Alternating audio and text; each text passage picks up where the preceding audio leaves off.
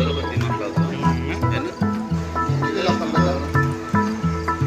Selfie है ना।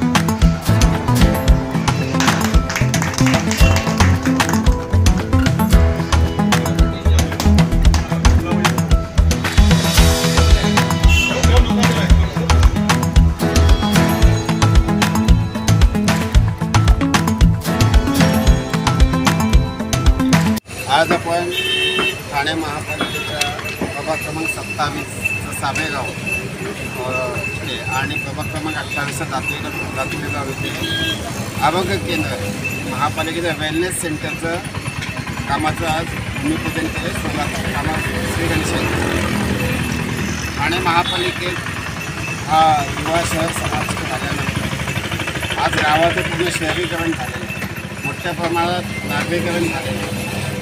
ते एक दवाखान्याची हॉस्पिटलची आवश्यकता आहे. सन्माननीय मुख्यमंत्री एकनाथ शिंदे साहेबांनी आगासन येथील आरक्षित लोखंडावरती हॉस्पिटल मंजूर केलेलं आहे. त्याचं लँड एक्विजिशन प्रोसेस चालू आहे कलेक्टर साहेब. दरम्यानच्या काळात लोकांना सुविधा पाहिजे म्हणून आपण मातोश्रीनगर येथे आरोग्य केंद्र चालू केलं आहे.